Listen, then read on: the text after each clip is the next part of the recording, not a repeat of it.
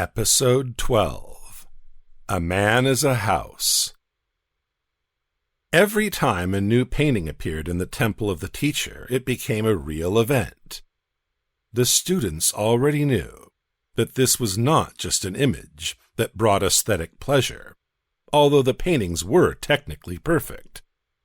But above all, it was objective art that carried the truth. It was a wise helper for spiritual growth. Each such image evoked many diverse emotions. They were colorful and very accurate paintings, and each of them carried a deep meaning. Even if one did not know the symbolic meaning of all the details, upon closer examination, it became clear that there were several layers of perception there. On the first one, the viewer saw only images, composition, and color. But in order to move to a deeper level, outside help was often needed. And then, the disciples were waiting for a meeting with the sage. The keeper of the knowledge could tell the students about the second layer, give them the opportunity to get into the very essence through visual images.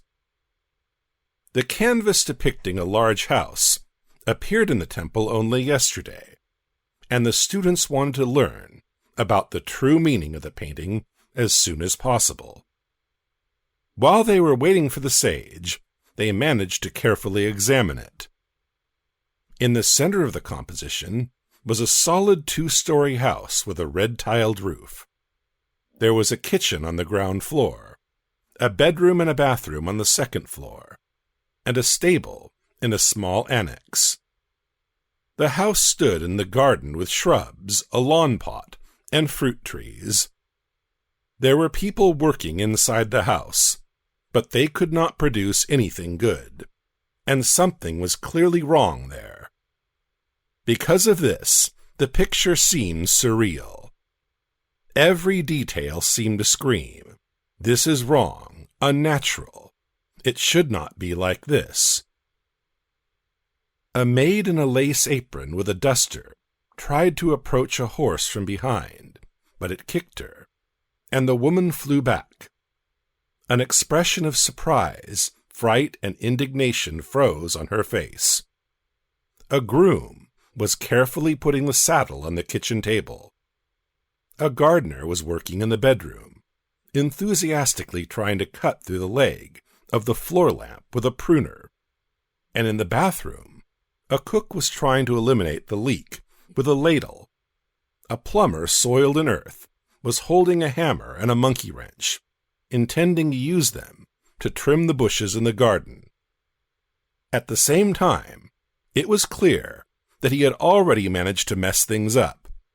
There were mangled trunks of trees and bushes everywhere. The plants were crippled, and the garden was in a deplorable state. And the whole picture was completed by a man in a suit and top hat who was coming down the stairs. He was outraged, dissatisfied with what was happening, and shouted something to the workers, waved his cane threateningly, and shook his raised fist. The students surrounded the painting from all sides, looking with genuine interest at the details of the canvas. Someone was silently evaluating the artist's work, thoughtfully looking at the image. Others moved back a little, then approached again, changing the angle of view. Still others were talking animatedly among themselves, making assumptions about the artist's plan. One thing united everyone. The students were waiting for the keeper of the knowledge, and when he came up, the eyes immediately turned to him. "Beloved teacher," one of the students came forward, a girl with deep light blue eyes, "we have a new picture. We have considered it, but we still do not understand what it means and how to work with it spiritually." The keeper of the knowledge looked at the student with warmth and began to speak. "The house symbolizes a person," he explained, pointing at the painting with his palm. "In Buddhism, it is said that a person is a house which thieves have broken into and act upon their own will. Thieves? And what does that mean? This refers to thoughts and emotions that rob us when we identify with our roles and masks. But here, he pointed to the canvas again, is another scheme. It is shown that all the centers of our being are out of place. This refers to the emotional, intellectual, motor, and sexual center. See? It is wrong, unnatural, as if everything has been turned upside down. Look, here is a plumber in the garden working, breaking trees. The groom in the kitchen puts the saddle on the table. In the stable, the horse kicks the cook with its hoof. The cook repairs the plumbing, and the gardener cleans the house, destroying and breaking everything, and cuts the floor lamp. "And who is this?" another student asked, pointing to the man in the suit and top hat who was coming down the stairs, clearly unhappy with what was happening. "The steward," replied the keeper of the knowledge. "You see, he is screaming in horror, shaking his fist, trying to put everyone in their places so that every employee does what is needed." The sage looked at the students carefully to make sure that they understood what he was leading to. Every person should have such an internal manager, he said after a short pause, who will observe what is happening, notice the wrong things, be horrified by it, and then try to restore order. He must put all the centers of a person in their places so that each part does its own thing, and the person begins to function normally. "Beloved teacher, can you give an example?" a tall, thin man in a long orange robe asked. "How exactly do our centers perform the wrong functions?" The sage intertwined his fingers, and looking at the picture again, nodded to the student. "Yes, Ilya, I can. But first, answer one question," he said, and looked at the man searchingly. "What kind of center do you think we use when we read?" He froze for a moment thinking, but then answered with confidence. "Intellectual, I think." "That is right," the keeper agreed. "And what will happen if instead of the intellectual center, we use the mechanical center to read?" "The person simply will not understand what he is reading," an elegant red-haired woman suggested, with a half-questioning intonation, joining in the conversation and involuntarily taking a short step toward the sage. "That is right, Julia," he praised the student. "The person will just mechanically run through the lines with his eyes, but will not understand anything. He will not be able to make out what is written. He will not remember anything." The sage made a short pause and continued again. "And so does everything else. For example, the emotional center should work to assess some situation realistically, but often the intellectual center intervenes in this assessment. What do you think happens then?" "The person can't draw the right conclusions?" Ilya asked. The keeper of the knowledge nodded, confirming the student's assessment. "This happens very often. The simplest example is how a woman chooses a partner, a husband. For example, she sees an unworthy man, a drunkard, a gigolo, or an abuser, and the emotional center reacts correctly, tells her that a disgusting impression is coming from him. The sexual center says the same thing. But here, this man comes up and mutters, "I love you. I will always be with you. Marry me."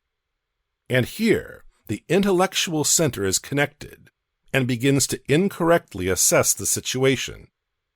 And the woman remembers, "Oh, Mom said that the one who confesses his love is the prince.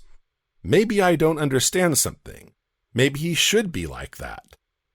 And so she begins to convince herself, believing these false attitudes and patterns. The sage looked significantly at the picture, again drawing the attention of the students to the image of a house with ineffective workers. Instead of the emotional and sexual centers assessing the situation, the intellectual center does it. And it turns out, as in the picture, the groom in the kitchen is smashing and breaking everything, and the cook in the stable gets hit with a hoof. And in life, the person receives a pathetical fate with a drunkard and a domestic tyrant. My friend chose just such a husband for herself, the red-haired student involuntarily commented. He confessed his love to her beautifully, and then she said to me, I understand that I have a distaste for him, but then I think, he loves me so much. But is it possible to use such words lightly? The woman sighed, catching her breath. As a result, it took 6 years of battery until she finally decided and kicked him out. The students who listened attentively to the story began to talk animatedly and comment on the situation, actively expressing their emotions. The keeper waited for a while, letting everyone speak out, then continued, summing up everything that had been said. If our centers were in their place, then we would evaluate life correctly, and everything would be different. The intellectual center would read and study, try to understand something. The mechanical center would work with hands and feet, and the emotional and sexual centers would evaluate everything independently. But in fact, it often happens differently, and a person's life becomes unbearable because such chaos is going on. The sage nodded again toward the canvas. And to avoid this, it is necessary to restore order. But how should we act correctly? Where do we start? You need to start by observing yourself. And when we do this regularly, then one day we are horrified. But this is just the right reaction, and we should not be afraid of it. This helps us to see ourselves truly, and after that, there is an opportunity to do something, to correct the situation. Teacher, and is there any pattern in which the center will manifest? A stocky guy with a neat beard and a ponytail on the back of his head asked thoughtfully. Does it depend on which center is the main one in a person? Yes, it does, the sage replied. For example, if the intellectual center prevails, then it will always climb forward. When a person is told run, he instead will start thinking, why? And what will I get for this? Teacher, is it true that these are only our centers? Asked a green-eyed, statuesque brunette in a long, light dress. These characters in the drawing, and can it not be considered and understood as various false personalities in a person? His roles that he plays during his life. For example, a woman works as a boss, and when she comes home, she also starts giving orders, although this is no longer necessary. The keeper of the knowledge looked approvingly at the student. Good observation, Galena, he praised her. Yes, you can interpret it like this. False personalities often act incorrectly. For example, a judge comes home and arranges a new court session with her husband in the kitchen. It is completely wrong that this role continues to operate where it is not necessary. And this provokes conflicts, disharmonious situations. Therefore, we need to observe ourselves and see which personality is now involved in us, what role it plays, and whether it corresponds to the situation. And we should observe whether that court session has begun in the kitchen yet. Thank you for the explanations, teacher, Galena said with sincere gratitude. Now we understand what it means. She pointed to the canvas. And what we should strive to do to fix it.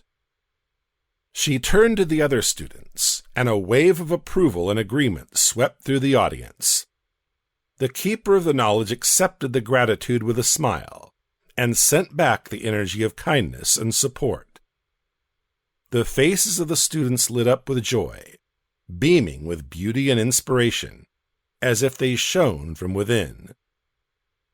The next moment, the space of the temple was again filled with the sounds of the vibrating deep voice of the sage, and the students froze, listening with trepidation to the words of the spiritual poem.